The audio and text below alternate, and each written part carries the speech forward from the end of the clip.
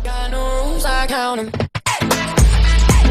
I got no rules, I count 'em. Bread, up and down, bread, up and down, bread, up and down, big whipping open.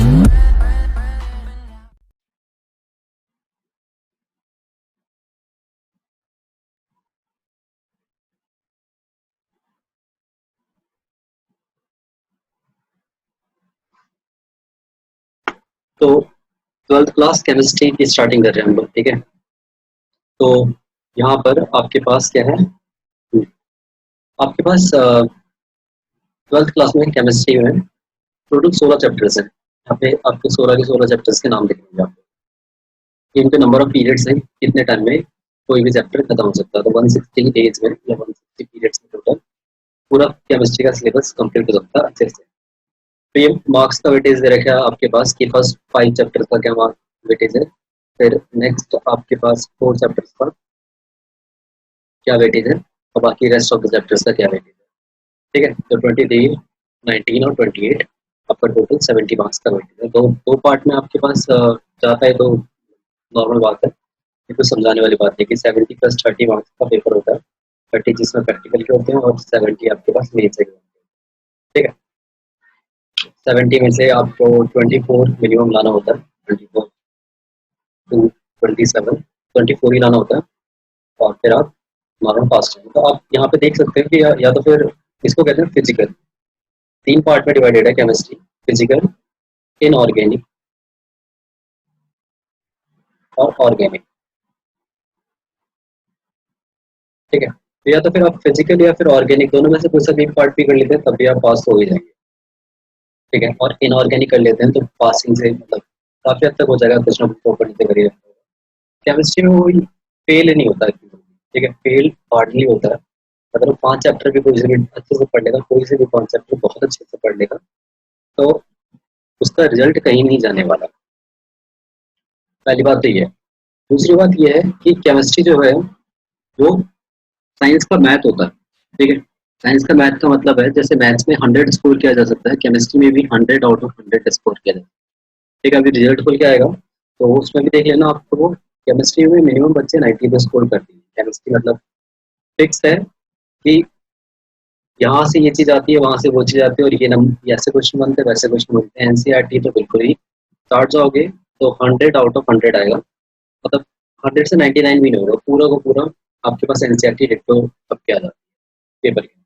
यानी कि अगर तुम लोगों ने बहुत अच्छे से एनसीईआरटी पढ़ ली तो मार्क्स कोई नहीं रखने वाला, और केमिस्ट्री के अंदर एनसीईआरटी ही ना, बाकी कोई एक्सटर्नल बुक फॉलो करने की जरूरत नहीं है। अगर आप एकेडमिक एग्जाम पढ़ रहे हो, एकेडमिक के अलावा कोई कंपटीशन की तैयारी कर रहे हो तो कुछ बुक्स लेनी पड़ती है, लेकिन फिलहाल अगर आप एकेडमिक में हैं तो यहाँ पे केमिस्ट्री के लिए एनसीईआरटी इनफ।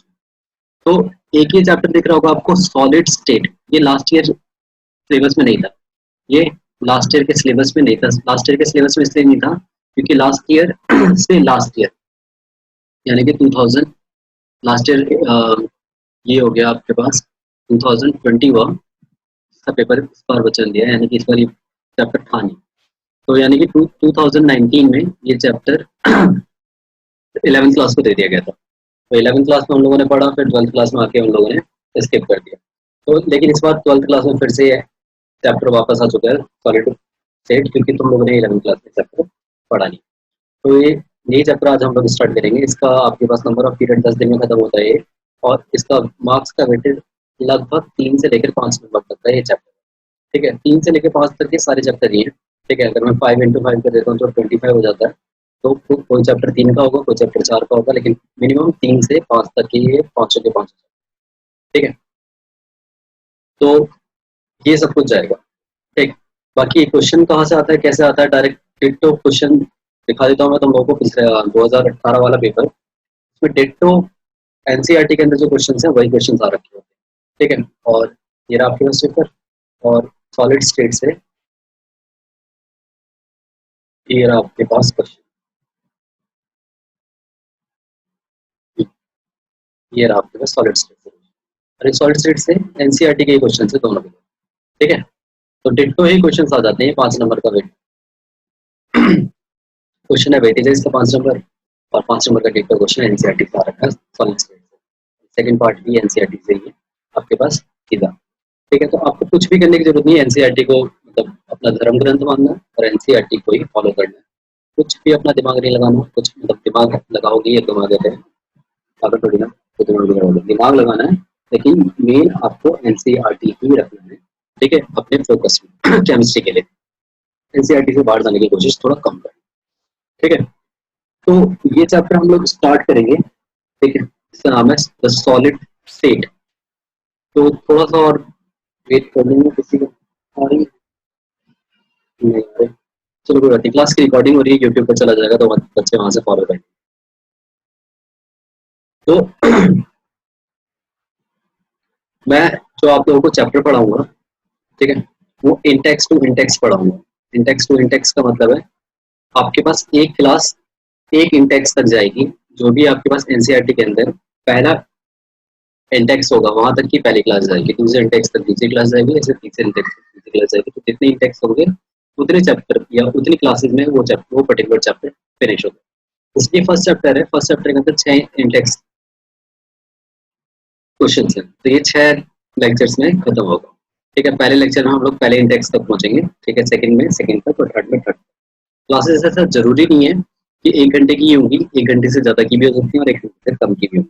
ठीक है, और डिपेंड करेगा कि उस पर्टिकुलर इंडेक्स तक हमारे कंसेप्ट कितने देर में क्लियर होते हैं, कितनी देर में नहीं होते हैं, और कितना मोटा वहाँ का सिलेबस है। क्लास के बीच में आप लोगों को कुछ भी डाउट हो, ठीक है, हाथ रेज कर देना। ये मैथमेटिक्स है नहीं कि तो एक बार में पूरी की पूरी घुसाते घुसाते कुछ चली जाएगी। ठीक है, कुछ हो सकता है कुछ चीजें आपके दिमाग से स्किप कर जाएंगी। तो जब भी कोई भी चीज स्किप करे तो तुरंत ही हाथ रेज कर देना और मुझे बता देना कि ये दिक्कत है। ठीक है, अगर मैं फास्ट जाऊँ तो मुझे बता देना कि सर आप फास्ट जा रहे हो, थोड़ा सा स्लो करो। ठीक,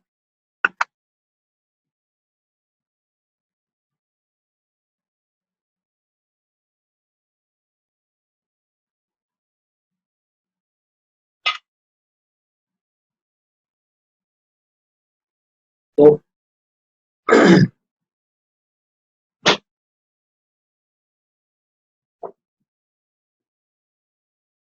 तो आपके पास NC NCERT 12th class chemistry का, केमिस्ट्री के फिजिकल पार्ट का फर्स्ट चैप्टर है द सॉलिड्स। ठीक है, इस चैप्टर की वेटेज जो है, इस चैप्टर की जो वेटेज है वो आपके पास 3 मार्क्स से 5 मार्क्स तक। ठीक है, और आज की क्लास में हम लोगों ने सॉलिड का इंट्रोडक्शन देखना है कि सॉलिड होता क्या है। ठीक है, और सॉलिड के टाइप्स देखना है कि कितने टाइप का सॉलिड होता है। ठीक है, 2 चीजें हमारे पास आज की क्लास में की है। ठीक है, और 2 चीजें देखते हैं हम लोग कितनी लेंथी खींचती हैं या कितनी छोटी चली जाती है, कितनी छोटी लग रही है, कितनी बड़ी जाती है, देखते हैं। ठीक है, तो सबसे पहले सॉलिड होता क्या है, या फिर सॉलिड आया कहाँ से? तो सॉलिड आया मैटर से। ठीक है, मैटर क्या होता है? Each and everything around us, जो भी चीजें हमारे चारों तरफ है, ठीक है, which occupies space and have some mass, ये कुछ ना कुछ जगह घेरती हैं, उनका खुद का कोई मास है। ठीक है, उनको हम लोग मैटर कहते हैं। ठीक है, मैटर के जो वो हैं, आपने आपने जो पढ़े हैं 3 स्टेट मेनली पढ़े हैं, सॉलिड, लिक्विड और गैस। ठीक है, 9th क्लास में पढ़ेंगे, लास्ट 9th क्लास के बाद सीधा 12th क्लास में पढ़ 11th में भी पढ़ा। 11th में आप लोगों ने लिक्विड क्लियर किया। ठीक है, और गैस क्लियर किया था, गैसेस स्टेट करके एक पूरा का पूरा चैप्टर था। ठीक है, चैप्टर नंबर 5। ठीक, गैसेस स्टेट करके पूरा का पूरा एक चैप्टर था, और चैप्टर नंबर 5 के अंदर ही एक पार्ट था और, ठीक है, द लिक्विड स्टेट करके। और लिक्विड स्टेट में हम लोगों ने विस्कस प्रॉपर्टी वगैरह पढ़ी है। ठीक है, तो वहाँ पे थोड़ा बहुत लिक्विड कवर करने की कोशिश की, और सॉलिड यहाँ पे 12th में पढ़ेंगे। तो सॉलिड, लिक्विड, गैस के अलावा 2 स्टेट्स और होती हैं, ठीक है, मैटर की। एक को कहते हैं बीई कंडेंसेट, बीई कंडेंसेट, ठीक है, और एक को कहते हैं प्लाज्मा। तो टोटल जो होती है मैटर की 5 स्टेट्स होती हैं, बीई कंडेंसेट, सॉलिड, लिक्विड और गैस और प्लाज्मा। तो पहले थोड़ा थोड़ा जान लेते हैं इनके बारे में। तो सॉलिड सॉलिड लिक्विड गैस के बारे में तो मतलब मोर देन इनफ पता होगा। ठीक है, नीड टू नो बेसिस से थोड़ा सा ऊपर पता ही होगा तुम्हें सॉलिड लिक्विड कैसे, थोड़ा सा बी कंडेंसेट और प्लाज्मा के बारे में बताऊँ, ऑल्दो तुम्हारे कोर्स का पार्ट नहीं है बट फिर भी तुम्हें पता। प्लाज्मा आपके पास आयंस होते हैं, ठीक है। आप लोगों ने देखा होगा जब बिजली कड़कती है, ठीक है, तो वो जिस फॉर्म में मैटर होता है, वो जिस भी फॉर्म का मैटर होता है, ठीक है, वो जो लाइटनिंग जा रही है एक जगह से दूसरी जगह तक, उसी को हम लोग प्लाज्मा कहते हैं, ठीक है।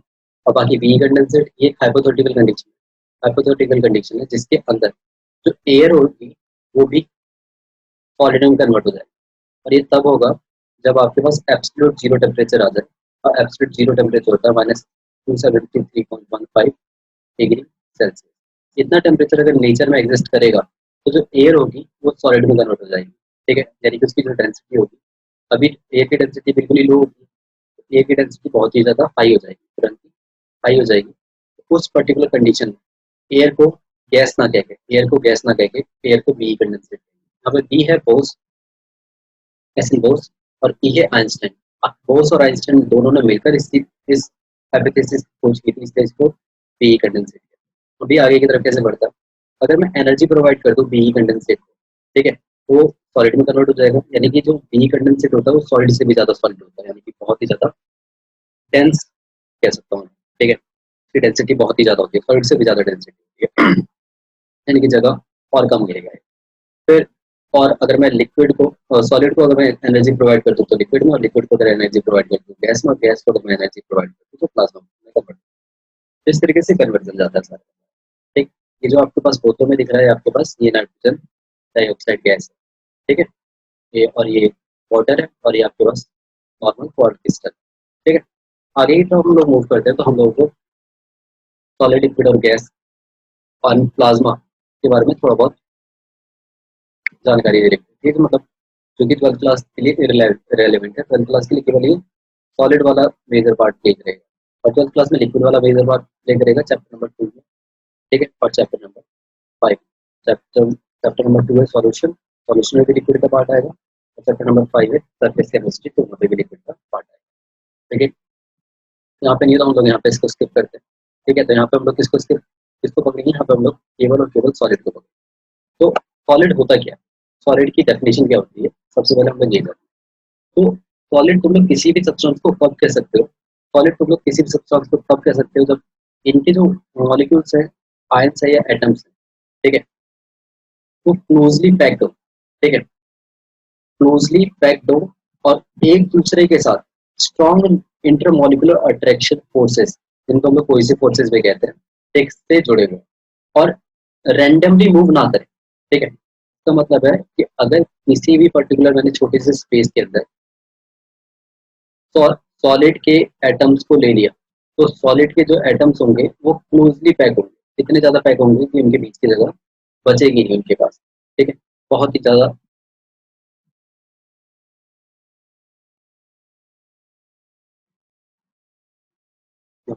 बहुत ही ज़्यादा डेंस होंगे, ठीक है। लाइक इसको मैं प्रेजेंट सिनेरियो के हिसाब से बताता हूँ तुम्हें, कोरोना वायरस चल रहा है, ठीक है, अब कोरोना वायरस चल रहा है, तो कोरोना वायरस किन जगह पर फैल रहा है और किन जगह पर नहीं फैल रहा, किन जगहों को कंटेनमेंट जोन कह रहे हैं, किन जगहों को रेड जोन कह रहे हैं, ग्रीन जोन कह रहे हैं, ऑरेंज जोन कह रहे हैं, ठीक है। तो ये सारा का सारा यहाँ वाले एरिया को, हमारे यहाँ वाले एरिया को कंटेनमेंट जोन या रेड जोन में क्यों रखा गया, क्योंकि हम लोग सारे के सारे पार्टिकल्स, ठीक है, और हम सारे के सारे पार्टिकलों के जो घर हैं वो बहुत ही ज्यादा चिपके हुए हैं आसपास में, तो एक एटम का दूसरे के साथ बिल्कुल क्लोज कनेक्शन है, तो हम लोग सॉलिड की तरह काम कर रहे हैं सारे के सारे, और सॉलिड की तरह काम कर रहे हैं तो अगर एक को भी इन्फेक्शन हुआ तो सबको, सब एक दूसरे से जुड़े हुए हैं, दूसरे को होगा, दूसरे से तीसरे को होगा, तीसरे से चौथे को, और ये बड़ी तेजी से वायरस स्प्रेड कर जाए। तो इसी तरीके से सॉलिड है, इस सॉलिड में सारे के सारे जो पार्टिकल्स हैं या सारे के सारे जो एटम्स हैं, मॉलिक्यूल्स हैं, जो भी हैं, ये एक दूसरे से इतना क्लोजली पैक्ड होते हैं कि इनके बीच में हाईली, मतलब बहुत ही कम जगह बचती है, ना के बराबर जगह बचती है, और जो जगह बचती है उसको जगह भी नहीं कहते, उसको वॉइड कहते हैं, उसको गड्ढा कहते हैं, ठीक है, यहाँ चैप्टर कहते हैं, ठीक है। तो यानी कि जगह बचनी नहीं चाहिए थी, इसलिए अगर वो बच रही है इसका मतलब वो वॉइड क्रिएट। तो अब अगर ये लोग ये इतना क्लोजली पैक्ड हैं और बाहर कोई दीवार है नहीं, ठीक है, ये दीवार तो मैंने बना दी है, लेकिन यहाँ पे कोई भी दीवार है नहीं, तो ये एक दूसरे के साथ लिंक्ड कैसे हैं, एक दूसरे के साथ जुड़े हुए कैसे हैं?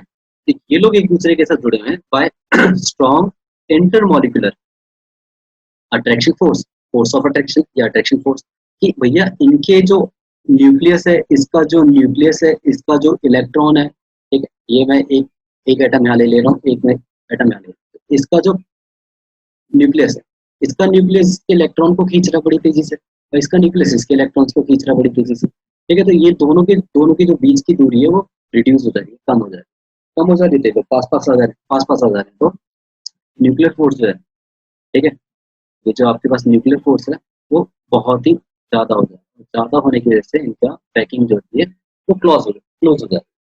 ये एक तो ये प्राइमरी डेफिनेशन होगी सॉलिड की।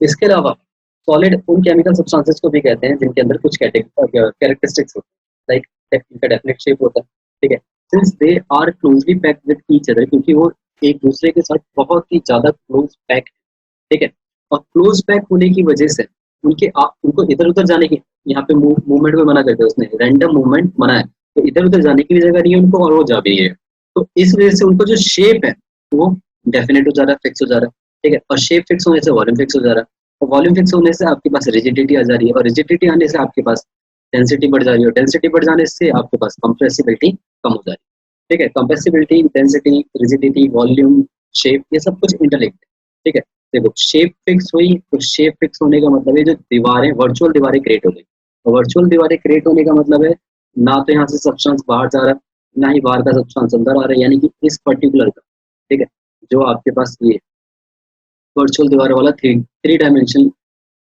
ये स्पेस क्रिएट हुआ है, ठीक है, अगर ये आपके पास क्यूबिक टाइप का, तो क्यूब का कुछ वॉल्यूम होता है, तो वॉल्यूम फिक्स हो गया, ठीक है, शेप फिक्स होने से वॉल्यूम फिक्स हो गया। अब उसके बाद रिजिडिटी आती है, रिजिडिटी का मतलब है कि एक मॉलिक्यूल या एक एटम अपनी जगह छोड़कर दूसरी जगह नहीं जाता इतनी जल्दी, ठीक है, वो बिल्कुल ही यहीं पे बना रहेगा, और यहाँ वाला यहीं पे बना रहेगा, ये नहीं कि ये वाला मूव करके इधर चला जाए या इधर चले जाए, ये इधर चले, कहीं नहीं मूव करेगा, बिल्कुल अपनी जगह से हिलने वाला नहीं है, यानी कि वो रिजिड है, बिल्कुल हाई रिजिड है, और डेंसिटी कम हो जा रही है, डेंसिटी क्या होती है, डेंसिटी होती है आपके पास मास ऑफ वॉल्यूम, क्योंकि वॉल्यूम फिक्स है, ठीक है, और मास बढ़ रहा है तो डेंसिटी भी बढ़ेगी, और वॉल्यूम फिक्स है और वॉल्यूम घट रहा है, वॉल्यूम क्यों घट रहा है, क्योंकि जो आपके पास ये बोला ना एटम्स जो हैं वो आसपास में आने की कोशिश कर रहे हैं, और आसपास में आने की कोशिश कर रहे हैं, तो वॉल्यूम कम हो जा रहा है, कम होने से डेंसिटी बढ़ जा रही है, तो डेंसिटी हाई होती है इनकी, और कंप्रेसिबिलिटी लो होती है, कंप्रेसिबिलिटी का मतलब हम इनको फर्दर, ये जो मॉलिक्यूल आसपास में पहले से ही है उनको मैं इधर से प्रेस करूं और इधर से प्रेस करूं और पास पास लाने की कोशिश करूं, लेकिन इनके बीच में गैप है ही नहीं, तो पास कहाँ से आएंगे, ठीक है, लेकिन somehow अगर किसी के बीच में गैप हो जाता है तो उसकी भी जो कंप्रेसिबिलिटी होती है वो लो हो जाती है, तो वो कंप्रेस हो सकता है लेकिन बाकी वो तो कंप्रेस नहीं हो सकता, ये दूसरी डेफिनेशन। इसके अलावा इसके सॉलिड के आगे चलते हैं हम लोग थर्ड पार्ट में, तो इसकी जो पोजीशन होती है, इसकी पोजीशन, पार्टिकल्स की पोजीशन और इसके सराउंडेड पार्टिकल्स की पोजीशन, सबकी पोजीशन इंटरलिंक्ड होती है और फिक्स होती है, ठीक है, fix position and surrounded by other particle, ठीक है, और आपके पास सॉलिड के मॉलिक्यूल। इसके अलावा अ, फिर सॉलिड के अंदर एक टाइप का क्या बोलते हैं उसको, मूवमेंट होता है, ऐसा नहीं कि मूवमेंट होता ही नहीं है, ठीक है, एक टाइप का मूवमेंट होता है, ठीक है, बस रैंडम मूवमेंट नहीं होता, और उस मूवमेंट को कहते हैं हम लोग वाइब्रेटरी मूवमेंट, ठीक है, आपने रोटेशन मोशन करके एक चैप्टर पढ़ा होगा, चैप्टर 11th क्लास में, तो वहाँ पे आप लोगों ने पढ़ा होगा कि हर मॉलिक्यूल जो है वो, या हर पार्टिकल जो है वो अपनी ही जगह पे वाइब्रेट करता है, और वाइब्रेट इसलिए करता है ताकि वो एनर्जी को ट्रांसफर कर सके एक जगह से दूसरी जगह, ठीक, तो क्या होता है आपके पास हर मॉलिक्यूल अपनी ही प्लेस पर वाइब्रेटरी वाइब्रेशनल मोशन रखता है ताकि वो एनर्जी को एक जगह से दूसरी जगह तक ट्रांसफर करे, तो ये सॉलिड की प्रॉपर डेफिनेशन, ठीक है, अभी आगे चलते हैं हम लोग, तो सॉलिड के कैरेक्टरिस्टिक की बात करते हैं, तो सॉलिड के कैरेक्टरिस्टिक्स में क्या है, वही डेफिनेट शेप, और डेफिनेट शेप वैसे definite volume, high density, high rigidity और लो कंप्रेसिबिलिटी। इसके अलावा ये डिफ्यूजन का जो रेट है वो बहुत स्लो शो करता है, अभी डिफ्यूजन क्या होता है, डिफ्यूजन का मतलब होता है कि आपका एक मॉलिक्यूल दूसरी जगह पर अपने आप, ठीक है, या बाय एनी फोर्स या एनर्जी, किसी एनर्जी या फोर्स की वजह से या अपने आप डिस्प्लेस हो जाए, तो उसको हम लोग डिफ्यूजन कहते हैं। तो इनके जो रेट ऑफ डिफ्यूजन होता है वो ना के बराबर या फिर वेरी स्लो होता है। इसके अलावा इनका जो वेपर प्रेशर होता है बहुत ही लो होता है। वेपर प्रेशर क्या होता है आप लोग सेकंड चैप्टर में पढ़ोगे, लेकिन मैं थोड़ा बहुत इंट्रो यहाँ पर दे दूँ।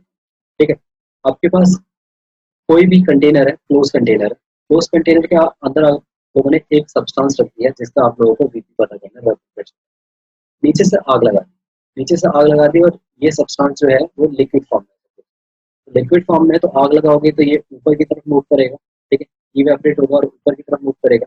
और ये जो ऊपर ढक्कन लगा हुआ है, ढक्कन लगे होने की वजह से ये बाहर तो escape आउट हो नहीं पाएगा, तो एज ए रिजल्ट ये थोड़े टाइम के बाद ठंडा होकर नीचे की तरफ गिरना स्टार्ट। ठीक है, तो ये ऊपर जा रहा है, यहाँ से नीचे आ रहा है, तो ऊपर जा रहा है, यहाँ से नीचे आ रहा है, तो ऊपर जा रहा है और यहाँ से नीचे आ रहा है। तो एक पर्टिकुलर टाइम आएगा जिसके बाद यहाँ का जो पोजीशन है वो ना तो ऊपर जाएगा, ठीक है, और ना ही नीचे आएगा। ऊपर क्यों जा रहा है? क्योंकि वहाँ से कंडेंस होकर लिक्विड नीचे आ रहा है। नीचे क्यों जा रहा है? क्योंकि नीचे से वेपराइज होकर ऊपर जा रहा है। तो जिस पर्टिकुलर टाइम में यहाँ पे इक्विलिब्रियम क्रिएट हो जाए, ठीक है, उस पर्टिकुलर टाइम में यहाँ की जो गैस का प्रेशर है उसी को हम लोग वेपर प्रेशर। तो इनका जो वेपर प्रेशर होता है बहुत ही ज़्यादा लो होता है। क्यों लो होता है? ठीक है, सॉलिड्स हैं, जल्दी से लिक्विड बनते नहीं, ठीक है, जल्दी से लिक्विड नहीं बनते तो जल्दी से गैस नहीं बनेंगे, तो जल्दी से गैस नहीं बनेंगे तो वेपर प्रेशर कहाँ है, ठीक है। तो उनका जो वेपर प्रेशर होता है वो बहुत ज़्यादा कम है। इसके अलावा जो इनका मेल्टिंग पॉइंट होता है वो हाई होता है, इसके अलावा शार्प होता है, ठीक है। हाई का मतलब ज़्यादा होता है और शार्प का मतलब फिक्स होता है कि भैया इतनी डिग्री सेल्सियस पे या इतने केल्विन पे कोई भी सब्सटेंस अगर मेल्ट होना है तो हो जाएगा, ठीक है। तो ये सारी की सारी प्रॉपर्टी है। तो इस चैप्टर के अंदर एक चीज और मैंने आप लोगों को बतानी है कि हम लोग सॉलिड स्टेट को ही क्यों पढ़ रहे हैं सबसे पहले, या फिर सॉलिड स्टेट पे ही इतना जोर क्यों दे रहे हैं, ठीक है। तो वही है टॉपिक कि why do we study, need to study solid state. हमें सॉलिड स्टेट को बहुत ही ज्यादा मतलब ध्यान देने की जरूरत क्यों है, या इस चैप्टर में हम लोगों को सॉलिड स्टेट पे इतना ज्यादा ध्यान क्यों दिलवाना है। तो सबसे पहले तो सॉलिड स्टेट का स्कोप जो है वो बहुत ही ज्यादा है, ठीक है, बहुत से स्कोप है इसके पास। इसके अलावा हम लोग जब सॉलिड को अच्छे से पढ़ते हैं तो हम लोग उसकी प्रॉपर्टी को अपनी डिजायर प्रॉपर्टीज के हिसाब से चेंज करके नए सब्सटेंस को क्रिएट कर लेते हैं। लाइक मैं तुम लोगों को एक कार्बन नैनो ट्यूब का एग्जांपल देता हूँ, ठीक है। अब कार्बन का तुम्हें समझ में आ रहा है तो इसका मतलब सी होगा, कोयले से रिलेटेड होगा कुछ, और नैनो ट्यूब का मतलब है बहुत ही ज्यादा छोटे छोटे पार्टिकल्स के ऊपर। तो कार्बन नैनो ट्यूब एक एक प्रकार का मटेरियल है जो साइंस ने डेवलप किया है, और साइंस ने डेवलप किया और इसका जो पोटेंशियल है वो स्टील से टफ है। स्टील को टफेस्ट माना जाता है, आप लोगों ने बल्क प्रॉपर्टीज ऑफ मैटर में 11th क्लास में पढ़ा होगा। तो स्टील को से टफ है, ठीक है, और एल्युमिनियम से ये हल्का है, ठीक है। अब बताओ एल्युमिनियम से हल्का और स्टील से टफ, ठीक है, ये क्यों पॉसिबल हो पाया? क्योंकि हम लोगों ने सॉलिड की प्रॉपर्टी को डिटेल में पढ़ा और फिर उसमें से जो जो चीजें हम लोगों को चाहिए थी, लाइक हम लोगों को रिजिडिटी चाहिए थी, पकड़ ली, ठीक है, हम लोगों को कंप्रेसिबिलिटी चाहिए थी, वो पकड़ ली। तो भैया एक एक प्रॉपर्टी को हम लोग किसी भी एक सब्सटेंस के अंदर ढालकर नए सब्सटेंस को बना लेते हैं, ठीक है। इसके अलावा ये जो है कॉपर से ज्यादा, जिसको तुम लोग जानते हो कि सबसे अच्छा कंडक्टर है, कॉपर से ज्यादा कंडक्टिव प्रॉपर्टी रखता है, ठीक है, कार्बन नैनो। तो ये भैया लैब में बना हुआ सब्सटेंस है कार्बन नैनो ट्यूब, ठीक है।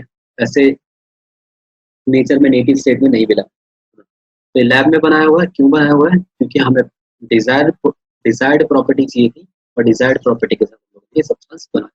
इसके अलावा फ्यूचर एस्पेक्ट्स नहीं है, ठीक है, जिसके अंदर अगर हम लोग ऐसे सब्सटेंस बना दें, ठीक है, जो बहुत ही ज्यादा हाई टेम्परेचर को विदस्टैंड कर ले, तो उसको हम लोग सुपर कंडक्टर्स कह सकते हैं, या फिर ऐसे सब्सटेंसेस का हम लोग इस्तेमाल कर सकते हैं डे टू डे लाइफ में अपनी लाइफ को या और इजी करने के लिए। इसके अलावा मैग्नेटिक मटेरियल की प्रॉपर्टी बढ़ा सकते हैं तो, ठीक है, ऐसे पॉलीमर बना सकते हैं जो बायोडिग्रेडेबल हो, ठीक है। इसके अलावा वही जितने भी आपके पास सॉलिड की सर्जरी इम्प्लीमेंटेशन होता है उन सबको भी हम लोग बना सकते हैं। अभी हम लोग सीए से जुड़े हुए नहीं हो, करेंट अफेयर से जुड़े हुए नहीं हो, अभी डीआरडीओ ने, ठीक है, एक प्रकार का मेटल इजाद किया है, ठीक है, डेवलप किया है, जो बॉडी के अंदर जाकर, ठीक है, बिना बॉडी को हार्म किए, ठीक है, बॉडी के अंदर जाके मेटल है और बॉडी के अंदर ही डिजोल्व हो जाएगा, ठीक है, इस तरीके से वो मेटल बनाया गया है। ठीक है, तो सॉलिड स्टेट की प्रॉपर्टी पढ़ने पर ही पॉसिबल हो पाए। ठीक है, तो आगे चलते हम लोग। आगे हमारे पास है फॉर्म्स ऑफ सॉलिड। सॉलिड की क्या क्या फॉर्म।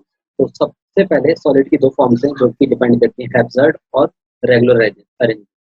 हैप्सर्ड का मतलब होता है डिसऑर्डर। ठीक है, एक और चीज मैं तुम लोगों को बता दूं, क्योंकि तुम लोग 12th क्लास में हो और 12th क्लास में तुम्हारा एसएसटी का पेपर नहीं हो रहा है। ठीक है, पेपर साइंस से रिलेटेड है, और साइंस से रिलेटेड है तो तुम लोग को टेक्निकल वर्ड्स का इस्तेमाल करना है। टेक्निकल वर्ड्स का मतलब है ऐसे शब्दों का इस्तेमाल करना है जो बाकी लोग इस्तेमाल नहीं करते। ठीक है, अपनी लैंग्वेज में आंसर नहीं लिखना, आप लोगों को अच्छे अच्छे शब्दों का इस्तेमाल करना है ताकि आप लोगों का आंसर बहुत ही ज्यादा अच्छा लगे, तभी आप 100 स्कोर कर पाओगे। तो मैं यहाँ पे डिसऑर्डर्ड भी लिख सकता था, रेंडमनेस भी लिख सकता था, रेंडमनेस भी लिख सकता था मैं यहाँ पे। ठीक है, इसके अलावा अनऑर्गेनाइज भी लिख सकता था, अनऑर्गेनाइज भी लिख सकता था। लेकिन ठीक है, एनसीईआरटी का जो एक टेक्निकल वर्ड है इसी को हम लोगों ने इस्तेमाल किया, ये एब्सर्ड। लेकिन सबका मतलब सेम ही होता है, डिसऑर्डर, रेंडमनेस, अनऑर्गेनाइज। ठीक है, और आपके पास रेगुलर अरेंजमेंट। सॉलिड को दो कैटेगरी में बांटा गया है, एक जिनकी एब्सर्ड मूव अरेंजमेंट होती है और एक जिनकी रेगुलर अरेंजमेंट। तो जो उनके रेगुलर अरेंजमेंट है उनको हम लोग क्रिस्टलाइन कह रहे हैं। देखो, रेगुलर अरेंजमेंट है पूरी की पूरी, दिख रहा है आप लोगों को रेगुलर। और जिनकी हैप्सर्ड अरेंजमेंट है यानी कि रैंडम अरेंजमेंट है, उनको हम लोग अमॉर्फस कह रहे हैं। अब इसी को हम लोगों को डिटेल में पढ़ना है। तो डिटेल में आप लोगों को किस किस को पढ़ना है, हैप्सर्ड वाले को जिसको हम लोग रैंडमनेस भी कहते हैं, डिसऑर्डर भी कहते हैं, या फिर सूडो कहते हैं। सूडो मतलब होता है झूठा। ठीक है, तो ये झूठे सॉलिड्स। ठीक है, तो इनको हम लोग अमॉर्फस सॉलिड कहते हैं। ठीक है, अभी अमॉर्फस में अमोर वर्ड या अमॉर्फी वर्ड जो है वो ग्रीक से लिए गए, ज्यादातर वर्ड ग्रीक से लिए जाते हैं। और ग्रीक के अमॉर्फी का वर्ड का मतलब होता है शेपलेस। ठीक है, जिसकी शेप फिक्स ना हो या जिसके शेप हो ही ना। ठीक है, या मैं कहूँ जिसके ऊपर जिसका खुद का कोई फिक्स अरेंजमेंट ना हो। ठीक है, उसी को हम लोग अमॉर्फस सॉलिड कहते हैं। ठीक है, अब जितनी भी हम लोगों ने पीछे प्रॉपर्टीज पढ़ी है किसकी, सॉलिड की, उनमें से कुछ प्रॉपर्टी ही फॉलो करता है अमॉर्फस सॉलिड। लाइक हमने पढ़ा, क्या पढ़ा हम लोगों ने, रिजिडिटी पढ़ी। ठीक है, रिजिडिटी मतलब फिक्स होता है। ठीक है, लाइक आपके पास घरों में वॉल है। ठीक, आप अगर वॉल को धक्का मारोगे तो वॉल डिस्प्लेस नहीं होगी, इसका मतलब है ये ट्रू सॉलिड है, मतलब ये हार्डनेस को फॉलो कर रहा है, हार्डनेस को फॉलो कर रहा है। ठीक है, इसके अलावा आपके घर में स्टील है, स्टील को आप कंप्रेस करोगे। ठीक है, कंप्रेस करोगे तो ये कंप्रेस नहीं होगा, यानी कि लो कंप्रेसिबिलिटी को फॉलो कर रहा है। तो यानी कि ये भी आपके पास ट्रू सॉलिड का एक एग्जांपल है। लेकिन अगर आपके घरों में आपने रबड़ देख लिया, ठीक है, रबड़ ले लो या इरेजर ले लो। ठीक है, आपके बालों की रबड़ या इरेजर या आपकी कॉपी होगी। ठीक है, आपका पेन होगा। ठीक है, आपका प्लास्टिक होगा। ठीक, इसके अलावा वुड होगा, लकड़ी होगा, चेयर होगा। ठीक है, ये सारे के सारे ना तो हार्डनेस शो करते हैं, ना ही कंप्रेसिबिलिटी शो करते हैं। ठीक है, और बाकी जो सॉलिड की प्रॉपर्टी होती है उनमें से भी बहुत सारी प्रॉपर्टीज शो नहीं करती। ये सारे के सारे क्या सॉलिड नहीं है? हाँ, ये सॉलिड नहीं है, ये है सूडो सॉलिड, ये है झूठे सॉलिड। इसलिए इनको दूसरी कैटेगरी में डाल दिया जाता है, सॉलिड को फर्दर कैटेगराइज करके। एक एमॉर्फस और दूसरा क्रिस्टलाइन। एमॉर्फस सॉलिड वो सॉलिड्स होते हैं जिनके अंदर जो बिल्डिंग ब्लॉक्स हैं। बिल्डिंग ब्लॉक्स कौन से होते हैं, क्या होते हैं, एटम्स होते हैं बिल्डिंग ब्लॉक्स। बिल्डिंग ब्लॉक्स जो हैं या बिल्डिंग कॉन्स्टिट्यूएंट्स जो हैं वो रेगुलरली मैनर में नहीं होते बट हैप्सर्ड मूवमेंट। ठीक है, इसलिए इनके अंदर सारी प्रॉपर्टी नहीं होती, बट कुछ प्रॉपर्टी का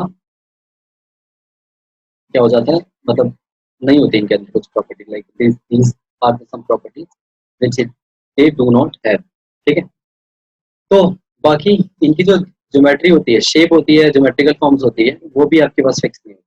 ठीक है, जैसे आपके पास रबड़ है। ठीक है, रबड़ खिंच जाती है। ठीक है, तो शेप तो मेंटेन करेंगे ही नहीं है। ठीक है, ज्योमेट्री भी मेंटेन नहीं कर रही है, तो कहाँ से वो सॉलिड करेंगे। अमॉर्फस सॉलिड बहुत ही मैनर्स में या बहुत सारे एस्पेक्ट्स में लिक्विड की तरह बिहेव करते हैं, यानी कि अगर मैं उनको बहुत ही टाइम के लिए रूम टेम्परेचर पर छोड़ दूँ, बहुत ही टाइम के लिए मतलब लंबे समय के लिए अगर मैं उनको रूम टेम्परेचर पे छोड़ दूँ, ठीक है, तो वो क्या करते हैं, आपके पास फ्लो करना स्टार्ट कर जाते हैं। लाइक आपने सुना होगा क्या सुना होगा कि जो हमारे स्कूल है, स्कूल की बिल्डिंग है, बिल्डिंग की जो खिड़की है, खिड़की के ऊपर लगा हुआ जो कांच है वो अपने आप ही गिर गया, ठीक है, और कोई हादसा होने से बच गया या फिर हादसा हो गया। तो ये जो कांच है, ये भैया अपने आप कैसे गिर गया? कोई भी धक्का नहीं मारेगा इसको, अपने आप ही गिर जाता है। अपने आप क्यों गिर जाता है? जब इस खिड़की में इस कांच को फंसाया जाता है, ठीक है, तो जब ये कांच यहाँ पर लाके फंसाया जाता है तो ऊपर से इसमें क्ले लगाई जाती है, साइड से क्ले लगाई जाती है, साइड से और नीचे से सब जगह से इसमें क्ले लगाई जाती है। क्ले लगा के इसको सब जगह से टाइट कर दिया जाता है। लेकिन बहुत टाइम तक जब इस कांच को हम लोग वहीं पे छोड़ देते हैं लगा हुआ, तो ये क्या करता है कि जो ऊपर के पार्टिकल्स होते हैं, ठीक है, वो फ्लो करके नीचे की तरफ आ जाते हैं। ये जो रिजल्ट, एज ए रिजल्ट, ये जो कांच का टुकड़ा है या कांच जो लगा हुआ है इसके अंदर, ये नीचे से मोटा हो जाता है, ब्रॉड हो जाता है, ठीक है, और ऊपर से थिन हो जाता है, ऊपर से पतला हो जाता है, ठीक। और एज अ रिजल्ट थोड़ी सी भी हवा आती है तो ये फट फट करके, ठीक है, क्योंकि यहाँ पे गैप मेंटेन हो चुका है, यहाँ से छूट चुका है और ये भैया गिर जाता है। तो क्योंकि ये जो कांच है, ये जो ग्लास है, ये क्या कर रहा है? ये फ्लो कर रहा है, ठीक है। और फ्लो कौन करता है? फ्लो करता है फ्लूइड, ठीक है, फ्लो करता है फ्लूइड। फ्लूइड कौन होता है? फ्लूइड होता है लिक्विड या फिर गैस, ठीक है। तो लेकिन यहाँ पे तो ये सॉलिड था, तो सॉलिड के अंदर फ्लूइड वाली प्रॉपर्टी होनी नहीं चाहिए थी, क्योंकि ये सॉलिड के अंदर फ्लूइड वाली प्रॉपर्टी है, या फिर मैं कहूँ बहने की प्रॉपर्टी है इसके अंदर, इसीलिए इसको हम लोग सूडो सॉलिड कहते हैं, या फिर एक और नाम दिया जाता है यहाँ पर सुपर कूल्ड लिक्विड भी कहते हैं इसको, ठीक है, सुपर कूल्ड लिक्विड, ठीक है, ऐसे लिक्विड जिनको बहुत ही ज्यादा ठंडा कर रखा है, ठीक है। तो इनके अंदर कोहेसिव फोर्स तो होता है, लेकिन ज्यादा टाइम तक ये उसको पकड़ के नहीं रख पाता, ठीक है। फिर इसके अलावा इनका जो एमॉर्फस जो होते हैं, इनका जो मेल्टिंग पॉइंट होता है वो शार्प नहीं होता, ठीक है। शार्प ना होने का मतलब है जैसे कि अगर आपने बोले किसी भी ग्लास को हीट किया, तो ये नहीं कि वो मेल्ट होकर सीधा लिक्विड में कन्वर्ट हो जाए, ना भाई ना, ऐसा ना करेगा वो, ठीक है। पहले वो सॉफ्ट होगा, ठीक है, पहले वो अपनी सर्फेसिस को सॉफ्ट करेगा, सॉफ्टन करेगा, अब फिर उसके बाद थोड़ी देर के बाद फ्लो करना स्टार्ट करेगा और लिक्विड में कन्वर्ट होगा। यानी कि इनका जो मेल्टिंग पॉइंट होता है, अमॉर्फस सॉलिड्स का जो मेल्टिंग पॉइंट होता है वो शार्प नहीं होता, ठीक है, do not have sharp melting point. Example दे दिया आप लोग, ठीक है। नेक्स्ट आता है आपके पास ये अमॉर्फस सॉलिड्स के कुछ एग्जाम्पल, ठीक है। ये आपके पास पर्टिकुलर पार्टिकल्स के अरेंजमेंट के ऊपर है, और ये फिजिकल एग्जांपल आपके पास कॉटन कैंडी है, रबड़ है, ग्लास है, ठीक है, बेलेना है, क्वाड क्वाड क्वाड क्रिस्टल, ठीक है, या क्वाड ग्लास, ठीक, क्वाड ग्लास, ठीक है। क्वाड और क्वाड ग्लास अलग अलग चीजें हैं, ठीक है। ग्लास है, रबड़ है, ठीक है, ये सारे के सारे, ये जितनी भी चीजें दिखी हैं सारे के सारे अमॉर्फस सॉलिड के एग्जांपल। फिर आता है आपके पास क्रिस्टलाइन सॉलिड, ठीक। अभी क्रिस्टलाइन सॉलिड्स क्या होते हैं? तो क्रिस्टलाइन सॉलिड्स है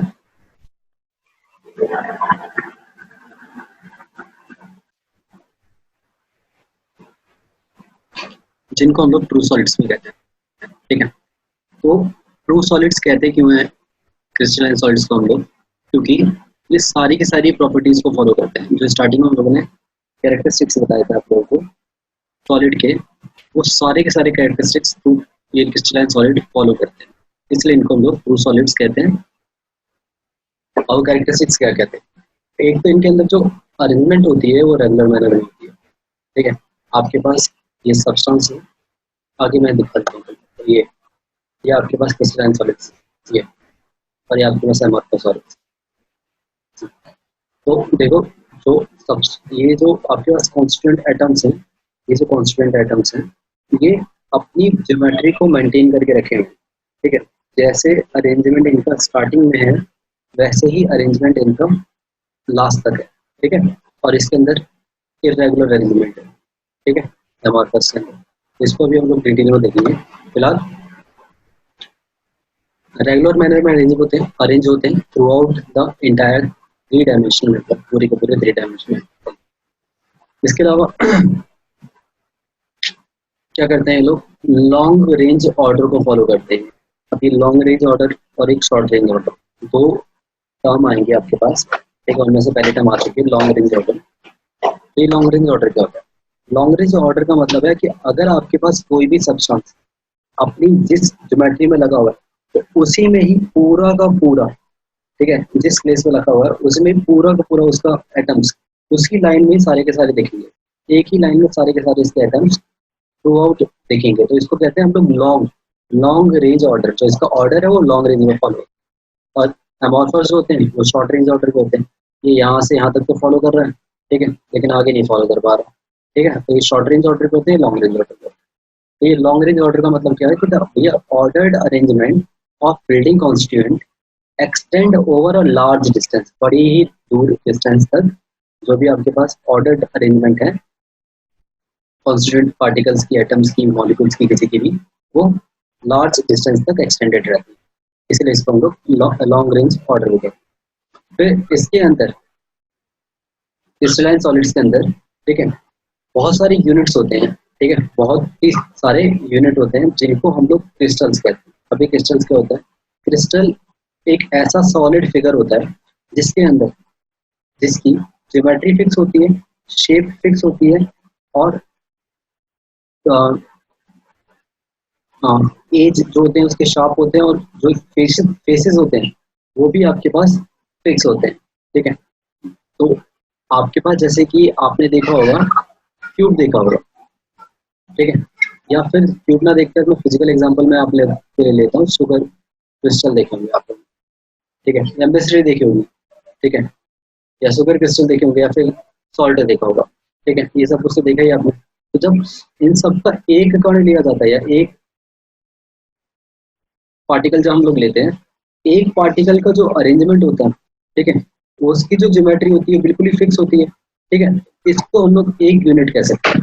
तो ये जो एक पार्टिकल है इसके अंदर अभी बहुत सारे एटम्स हैं, ठीक है, बहुत ही ज्यादा एटम्स है, और वो जो एटम है उनकी जो अरेंजमेंट है वो भी बिल्कुल बिल्कुल फिक्स है, ठीक है। तो चार एटम किस तरीके से लगे होते हैं, उन चारों एटम की अरेंजमेंट, ठीक है, लैटिस कहलाती है, या फिर मैं कहूँ क्रिस्टल कहलाती है। तो क्रिस्टल क्या होता है? एक ऐसा सॉलिड फिगर होता है जिसकी ज्योमेट्री फिक्स होती है, फेसेस फिक्स होते हैं, और एजेस होती है, शार्प होती है, ठीक है, और जो आपके पास कॉर्नर होते हैं या वर्टेक्स होते हैं ये भी आपके पास नुकीले होते हैं, ये भी शार्प होते हैं, ठीक है।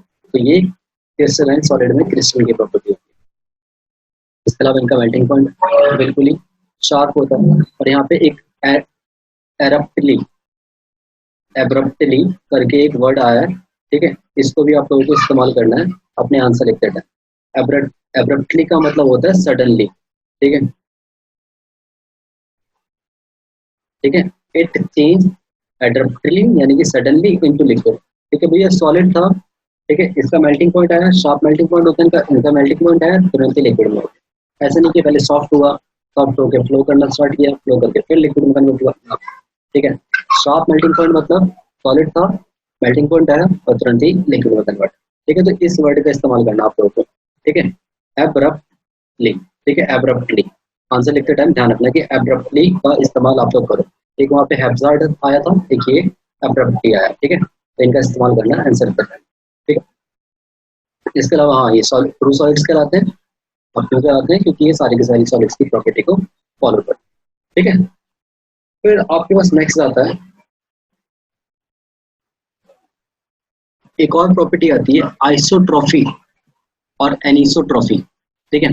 इसको हम लोग पहले क्या करते हैं, तोड़े लेते हैं। आइसो का मतलब होता है सेम, और ट्रॉप का मतलब होता है सरफेस, ठीक है, जमीन, और एन का मतलब होता है नहीं, नॉट, ठीक है, और बाकी तो आइसोट्रॉप है ही। तो पहले इसको तोड़ते हैं हम लोग। आइसोट्रॉप का मतलब होता है एक ऐसी अरेंजमेंट, ठीक है, या एक ऐसी प्रॉपर्टी जो थ्रू आउट द सब्सटेंस एक जैसी रहे, तो उस प्रॉपर्टी को हम लोग आइसोट्रॉपिक प्रॉपर्टी कहेंगे, ठीक है। The substance which show same properties in all direction, सारी ऑल, ठीक है, यही है ना, सेम, सेम आ गया, ऑल का मतलब ऑल डायरेक्शन में सेम प्रॉपर्टी, ठीक है, ट्रॉपिक, तो उसको हम लोग आइसोट्रॉपिक कहेंगे। और नहीं लगा दो कि भैया सेम डायरेक्शन में सारी प्रॉपर्टी एक जैसी प्रॉपर्टी नहीं शो करता, तो वो एनिसोट्रॉपिक कहलाए, ठीक है। तो अगर मैं अगर मैं थोड़ी देर के लिए दोनों चीजें हटा दूं, ठीक है, तो अब आपको फिगर ए और ये फिगर बी है, ये ए है और ये बी है, ए और बी को देखकर बताना है कि किसकी प्रॉपर्टी आइसोट्रॉपिक होगी और किसकी प्रॉपर्टी एनिसोट्रॉपिक होगी, तो सबसे पहले इसकी डेफिनेशन पे जाओगे, आइसोट्रॉपिक और एनिसोट्रॉपिक की डेफिनेशन। आइसोट्रॉपिक कहती है कि भैया सारे डायरेक्शन में सेम प्रॉपर्टी होनी चाहिए, ठीक है, और एनिसोट्रॉपिक कहते हैं कि नहीं भाई, ठीक है, सारे डायरेक्शन में सेम प्रॉपर्टी नहीं होनी चाहिए, एक डायरेक्शन में लिया तो दूसरी प्रॉपर्टी, दूसरे डायरेक्शन में लिया तो मतलब प्रॉपर्टी का मैग्नीट्यूड चेंज, डायरेक्शन चेंज या कुछ भी चेंज है, लेकिन दूसरे डायरेक्शन में दूसरी प्रॉपर्टी आएगी, तो इस तरीके से जाएगा। तो आप क्रिस्टल्स में अगर देखोगे तो क्रिस्टल में देखो भाई, अगर मैं ए जाता हूँ तो ये पिंक वाले से टकरा रहा है, ठीक है, अब ये पिंक वाले से टकरा रहा है, सपोज करो कि मैं इसको NaCl ले ले रहा हूँ, ठीक है, तो ये जो आपके पास ये ग्रीन वाले हैं ये Na हो गए, और ये जो पिंक वाले हैं ये Cl हो गए, और Cl का जो चार्ज होता है वो नेगेटिव होता है और Na का जो चार्ज होता है वो पॉजिटिव होता है।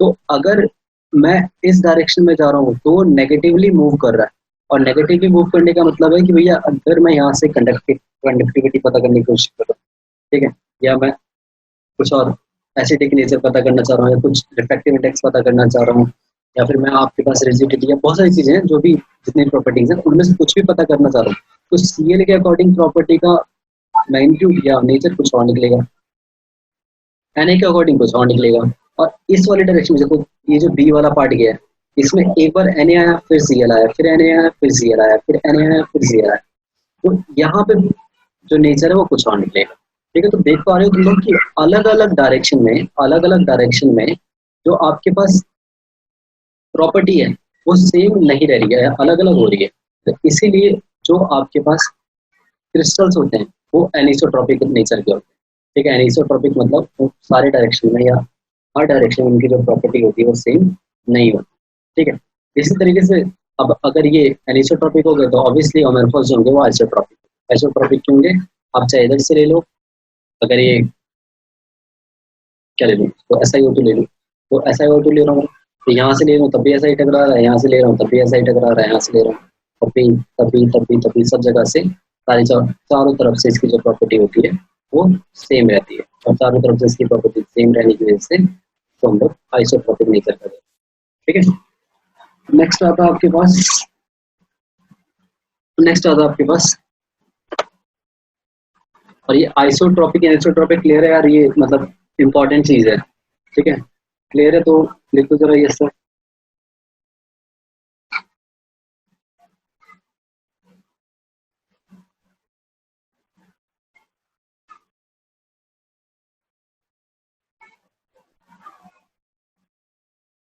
ठीक है, पूजा को क्लियर, बाकी सबको क्लियर है, जिसको ना हो हाथ रेज कर देना, ठीक है, इतना हम लोग वेट वगैरह नहीं कर रहे। नेक्स्ट होता है आपके पास, हाँ फिर ठीक है सबको क्लियर है, हाँ। तो जो एमॉर्फस होते हैं वो आइसोट्रॉपिक नेचर के होते हैं, ठीक है, आइसोट्रॉपिक नेचर के होते हैं, ठीक है। और एमॉर्फस होते हैं वो अगेन लिक्विड और गैसेस की तरह, जैसे लिक्विड है आपके पास, मैंने गिलास के अंदर लिक्विड ले लिया और मैं रिफ्रैक्टिव इंडेक्स पता करना चाह रहा हूँ, चाहे मैं इधर से करूँ, चाहे इधर से करूँ, चाहे ऊपर से करूँ, चाहे नीचे से करूँ, सब जगह से रिफ्रैक्टिव इंडेक्स सेम निकल के आएगा। या मैं टेम्परेचर का फ्लो पता करने की कोशिश करूँ, इधर से करूँ, इधर से करूँ, इधर से करूँ, इधर से करूँ, सब जगह से सेम आएगा, ठीक है। तो अगेन एमॉर्फस की कैटेगरी में आ जाते हैं, ये भी लिक्विड है गैसेस, ठीक है। तो ऐसा क्यों होता है, क्योंकि रैंडमनेस ऑफ पार्टिकल्स होती है और डिसऑर्डर्ड मैनर में होते हैं, हैप्सर्ड मूवमेंट होती है, ठीक है। इसलिए जो डायरेक्शन होती है सब जगह पर, हाँ, जो प्रॉपर्टी होती है वो सब जगह पर इक्वली डिस्ट्रीब्यूटेड होती है, इक्वली डिस्ट्रीब्यूटेड होने की वजह से सारे के सारे डायरेक्शन में आपके पास जो भी हम लोग फिगर आउट करना चाह रहे हैं, तो जो भी प्रॉपर्टी को हम लोग पता करना चाह रहे हैं तो यूनिफॉर्मली डिस्ट्रीब्यूटेड होती है, ठीक है।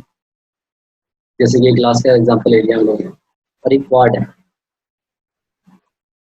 क्वार्ट्ज क्रिस्टल और एक क्वार्ट ग्लास है, ठीक है। दोनों चीज़ें, दोनों का नाम सेम है और इनफैक्ट देखने में भी दोनों सेम ही है, ठीक है। बट अगर मैं कांस्टेंट पार्टिकल की बात करूँ तो ये अमॉर्फस हो जाता है और आपके पास ये क्रिस्टलाइन हो जाता है, क्योंकि क्रिस्टलाइन की प्रॉपर्टी फॉलो करता है और अमॉर्फस की प्रॉपर्टी फॉलो करता है। इसी तरीके से जो क्रिस्टलाइन सॉल्ट्स होते हैं वो एनिसोट्रॉपिक नेचर के होते हैं, एनिसोट्रॉपिक के होते हैं, इनका जो मैग्नीट्यूड होता है, लाइक मैग्नीट्यूड किसका, रिफ्रैक्टिव इंडेक्स का या फिर कोएफिशिएंट ऑफ थर्मल एक्सपेंशन का, या फिर इलेक्ट्रिकल या थर्मल कंडक्टिविटी का, वो अलग अलग डायरेक्शन में अलग अलग होता है, ठीक है, इसलिए इसको हम लोग एनिसोट्रॉपिक है। लाइक मैं तुम लोग को सपोज करो एग्जांपल देता हूँ, सपोज एक और मैंने ले ली कॉपर वायर, ठीक है, मैंने ले ली कॉपर वायर, ठीक है। अब कॉपर जो होता है वो क्रिस्टलाइन सॉलिड की कैटेगरी में आता है। अब अगर मैं यहाँ से इसको इलेक्ट्रिसिटी कंडक्ट करवाने की कोशिश करूँ, तो जो इलेक्ट्रिसिटी में आई की जो वैल्यू होगी वो जो कि डिपेंड करती है वी अपॉन आर की, यानी कि जो आई की वैल्यू होती है वो इन्वर्सली प्रोपोर्शनल होती है रेजिस्टेंस के, यानी कि रेजिस्टेंस बढ़ेगा तो आई घटेगा, और जो रेजिस्टेंस होता है वो डायरेक्टली प्रोपोर्शनल होता है लेंथ और इन्वर्सली प्रोपोर्शनल होता है एरिया। अब अगर मैं यहाँ से कंडक्टिविटी या कंडक्टेंस चेक करूँ, यहाँ से ऊपर से देखो, यहाँ से अगर मैं इलेक्ट्रिसिटी कंडक्ट करवाने की कोशिश करूँ तो ये भैया सरफेस बढ़ गई है, ठीक है, देखो सरफेस बढ़ गई है, ठीक है, सरफेस बढ़ गई है, सरफेस बढ़ गई है, ठीक है, और लेंथ कम हो गई, लेंथ यहाँ से लेकर यहाँ तक कितनी ही लेंथ है बस, लेंथ कम हो गई, तो रेजिस्टेंस पे प्रभाव पड़ेगा, हाँ रेजिस्टेंस पे प्रभाव पड़ेगा, रेजिस्टेंस पे प्रभाव पड़ेगा तो करंट पे प्रभाव पड़ेगा, तो करंट जो है वो इस डायरेक्शन में कुछ और है और इस डायरेक्शन में कुछ और है, और ये क्रिस्टल कैसा है, ये क्रिस्टलाइन सॉलिड है, ठीक है, और क्रिस्टलाइन सॉलिड की एनिसोट्रोपिक प्रॉपर्टी को फॉलो कर, ठीक है। अब ले लिया मैंने ये ग्लास, अब मैं इसका पता करना चाह रहा हूँ रिफ्रैक्टिव इंडेक्स। अब रिफ्रैक्टिव इंडेक्स तुम लोग यहाँ से ले लो, यहाँ से ले लो, यहाँ से ले लो, यहाँ से ले लो, यहाँ से ले लो, यहाँ से ले लो, कहीं से भी ले लो, रिफ्रैक्टिव इंडेक्स सब जगह से सेम ही निकलेगा। ग्लास का रिफ्रैक्टिव इंडेक्स चेंज नहीं होने वाला, ठीक है। लाइक आप लोगों ने प्रिज्म देखा होगा, ठीक है, तो प्रिज्म में आप लोग लाइट यहाँ से इंसिडेंट कर रहे हो, यहाँ से एग्जाउट कर रहे हो, ठीक है, इसको मोड़ दो, मोड़ के अगेन मोड़ दूंगा तो कौन सा फर्क पड़ रहा है, इसको मैंने रोटेट कर दिया, रोटेट कर दिया, अब क्या लाइट यहाँ से डाल लो, यहाँ से डाल लो, यहाँ से निकाल, कुछ स्कैटरिंग नहीं हो रही है, सब हो रहा है सब कुछ। ये जो है आपके पास ये एमॉर्फस प्रॉपर्टी को शो कर रहा है। तो ग्लास जो होता है वो एमॉर्फस होता है, और जो आपके पास सॉलिड्स हैं या जो प्योर सॉलिड्स होते हैं वो क्रिस्टलाइन होते हैं, वो एनिसोट्रोपिक प्रॉपर्टी को फॉलो करते हैं, और जो एमॉर्फस होते हैं वो आइसोट्रोपिक प्रॉपर्टी को फॉलो करते हैं, इसी तरह। और यहाँ पर एक और एग्जांपल दे रखा है ये एनिसोट्रोपिक फॉलो करने का, क्या लिया हम लोगों ने, सिल्वर आयोडाइड लिया है। तो सिल्वर आयोडाइड का जो थर्मल एक्सपेंशन है जब पॉजिटिव होता है जब हम लोग एजी की तरफ से चेक करते हैं, और नेगेटिव होता है जब हम लोग आई की तरफ से चेक करते हैं। देखो थर्मल एक्सपेंशन की वैल्यू चेंज हो जा रही है दोनों साइड से, ठीक है, वैल्यू चेंज हो रही है, यानी कि एनिसोट्रोपिक प्रॉपर्टी को फॉलो करता है, ठीक है। नेक्स्ट आता है आपके पास क्रिस्टलाइन और अमॉर्फस सॉलिड के अंदर डिफरेंस, मोस्ट इंपॉर्टेंट टॉपिक है, ठीक है, एम इम्पॉर्टेंट, मोस्ट इम्पॉर्टेंट के अंदर आपके पास कौन कौन सी बातें बहुत ज़्यादा इंपॉर्टेंट है। सबसे ज़्यादा इंपॉर्टेंट है आपके पास क्लीवेज, ऑर्डर और प्रॉपर्टी, ठीक है, ये तीन बातें और भी ज़्यादा इंपॉर्टेंट है, लेकिन सारी बातें इंपॉर्टेंट है। सबसे पहले हम लोग शेप की बात करते हैं, तो जो क्रिस्टलाइन होते हैं उनका शेप डेफिनेट होता है, ठीक है, इसके अलावा उनकी जो ज्योमेट्री होती है वो भी डेफिनेट होती है। जो एमॉर्फस होते हैं उनको इरेगुलर शेप होता है और ज्योमेट्री फिक्स नहीं होती। क्रिस्टल में तुरंत ही तुम लोग क्रिस्टल ले लेना, शुगर का क्रिस्टल ले लेना तुरंत, ठीक है। एमॉर्फस में क्या ले लेना, तुम लोग रबड़ ले लेना, ठीक है, रबड़ भी कौन सी ले लेना, इरेजर ले लेना। तो इरेजर लेते के साथ ही ये सारी की सारी जो डिफरेंसेस हैं दोनों के बीच में तुरंत ही सारा का सारा अपने आप ही दिमाग में घुसता चला जाएगा। तो शुगर पहले सॉफ्ट होता है, नहीं सॉफ्ट नहीं होता, सीधा मेल्ट होता है, ठीक है। तो इनका जो मेल्टिंग पॉइंट होता है वो शार्प होता है। मेल्टिंग पॉइंट कैसा होता है, शार्प होता है। मेल्टिंग पॉइंट कैसा होता है, शार्प होता है और डेफिनेट होता है, फिक्स होता है, ठीक है। इनका तो अगर मैं इरेजर को मेल्ट कर रहा हूँ या मैं रबड़ को मेल्ट कर रहा हूँ तो सीधा मेल्ट हो जाता है, नहीं, पहले वो सॉफ्ट होती है, ठीक है, पहले वो सॉफ्ट होती है, ठीक है, सॉफ्ट होने के बाद फिर लिक्विड में कन्वर्ट होती है। तो जो इनका मेल्टिंग पॉइंट होता है, ठीक है, वो शार्प नहीं होता, पहले वो सॉफ्ट होती है और सॉफ्ट होने के बाद और ज़्यादा टेम्परेचर हम लोग बढ़ाते हैं तब जाके वो लिक्विड में कन्वर्ट होती है। तो इनका मेल्टिंग पॉइंट शार्प नहीं होता, इनका मेल्टिंग पॉइंट शार्प होता है, ठीक है। इसके अलावा फ्यूजन एंथैल्पी, फ्यूजन का मतलब होता है जब दो सब्सटेंस एक दूसरे के अंदर जुड़ रहे हैं, ठीक है, तो उसको हम लोग फ्यूजन, और जुड़ने के लिए जो एंथैल्पी चाहिए, ठीक है, एंथैल्पी यानी कि एनर्जी चाहिए, उसको हम लोग फ्यूजन एंथैल्पी कहते हैं। तो इनका जो फ्यूजन एंथैल्पी होता है वो डेफिनेट होता है और अगेन फिक्स होता है, इनका ना डेफिनेट होता है और ना ही फिक्स होता है, ठीक है। इसके अलावा क्लीवेज की प्रॉपर्टी, क्लीवेज का मतलब होता है कि चाकू लो, ठीक है, और काट दो, चाकू लो और काट दो। देखो divide into two part by cutting the crystal with a sharp tool like knife, ठीक है, नाइफ की तरह जो भी टूल है उससे हम लोग क्रिस्टल को दो पार्ट में बांट रहे हैं, तो जो भी दो पार्ट निकलेंगे वो दोनों के दोनों पार्ट प्लेन होंगे, सॉफ्ट होंगे और एक दूसरे की तरह दिखेंगे और एज ओरिजिनल एज वन, ठीक है। जबकि इसके अंदर अगर मैंने रबड़ ली है, अगर मैंने रबड़ ली है, इरेजर ली है, ठीक है, इरेजर को मैंने चाकू से काटा है, ठीक है, चाकू से काटा है, तो जो आपके पास ये वाली सरफेस आएगी, इसकी इसकी सरफेस तो इस तरीके से आएगी, ठीक है, इरेगुलर सरफेस आएगी, ठीक है, और पहले की जैसी सरफेस नहीं दिखेगी। लेकिन वहीं पर अगर आप लोगों ने वही क्वार्ट क्रिस्टल ले लिया या फिर मिश्री ले ली, तो चीनी का जो बड़ा भाई होता है, तो जब उसको हम लोग काटते हैं तो छोटे छोटे क्रिस्टल में टूटता है और सारे क्रिस्टल आइडेंटिकल होते हैं, ठीक है। तो इनकी जो क्लीवेज प्रॉपर्टी होती है वही अगेन प्लेन होती है, सॉफ्ट होती है और ऑरिजिन देता है। इसके अंदर भैया ना तो प्लेन होती है, ना ही सॉफ्ट होती है और ना ही ऑरिजिन देता है, ठीक है, तो इरेगुलर होती है। इसके अलावा जो नेचर होता है ये फ्रूट सॉलिड्स कहलाते हैं और ये सूडो सॉलिड्स कहलाते हैं, और सूडो सॉलिड्स के अलावा इनको एक और नाम दिया गया है जो नाम है इनका सुपर कूल्ड लिक्विड, यानी कि इनको लिक्विड भी कहते हैं कभी कभी। सूडो का मतलब होता है झूठा। तो आपकी डिक्शनरी में 3 वर्ड्स ऐड हुए हैं आज, एक सूडो ऐड हुआ है जो शायद तुम लोग पहले से जानते होगे, ठीक है, एक सूडो ऐड हुआ है, एक हैब्सर्ड ऐड हुआ है और एक एब्रप्टली ऐड हुआ है। 3 वर्ड ऐड हुए हैं, तो इन तीनों को ध्यान रखना इस चैप्टर में तो इस्तेमाल करने का। इसके अलावा इनका जो ऑर्डर ऑफ अरेंजमेंट होता है, इनका लॉन्ग रेंज ऑर्डर होता है। लॉन्ग रेंज ऑर्डर का मतलब है आपके पास जो कॉन्स्टिट्यूएंट पार्टिकल्स होते हैं वो लंबा फॉलो करते हैं एक दूसरे को, लंबे सिनेरियो होता है। और इनका जो होता है वो शॉर्ट रेंज ऑर्डर होता है, मतलब थोड़ा थोड़ा फॉलो करेंगे और फिर आगे जाके बढ़ते जाएंगे, ठीक है। तो इनका शॉर्ट रेंज ऑर्डर, इनका लॉन्ग रेंज ऑर्डर।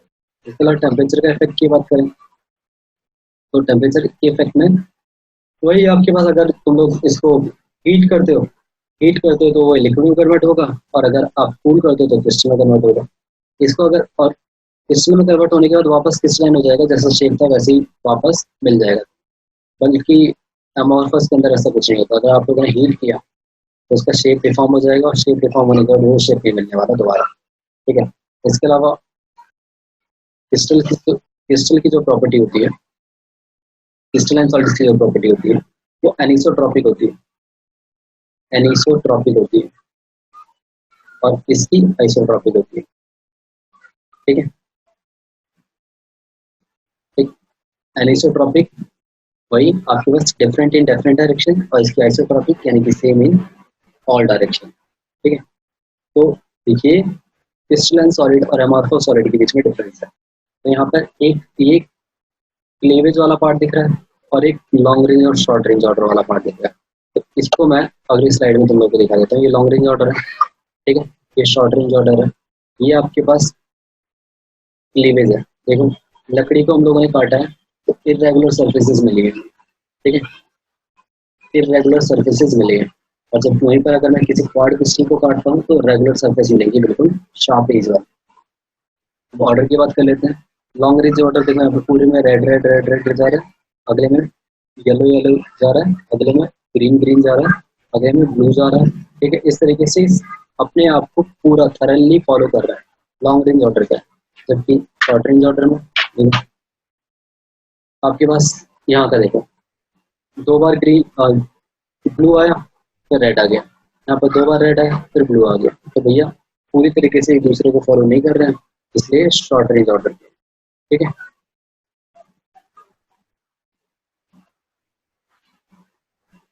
फिर इसके अलावा लॉन्ग रेंज और शॉर्ट रेंज भी काफी नहीं है, ये कभी कभी रैंडमनेस भी शो करते हैं। रैंडमनेस मतलब कोई भी पार्टिकल कहीं पे भी मिलेगा, ठीक है। नेक्स्ट आता है आपके पास इस चैप्टर के अंदर पॉलीक्रिस्टलाइन सॉलिड्स, ठीक है। अभी जो सॉलिड्स होते हैं पॉलीक्रिस्टलाइन सॉलिड, ये ना तो एमॉर्फस होते हैं और ना ही क्रिस्टलाइन होते हैं, ठीक है। एमॉर्फस की क्या प्रॉपर्टी होती है कि भैया इसके अंदर शॉर्ट रेंज ऑर्डर होता है, और क्रिस्टलाइन की क्या प्रॉपर्टी होती है कि इसके अंदर लॉन्ग रेंज ऑर्डर होता है। एमॉर्फस की जो भी प्रॉपर्टीज होती हैं, क्रिस्टलाइन की जो भी प्रॉपर्टीज होती हैं, उन दोनों के बीच में जो भी सॉलिड लाई करता है उसको हम लोग पॉलीक्रिस्टलाइन सॉलिड कहते हैं।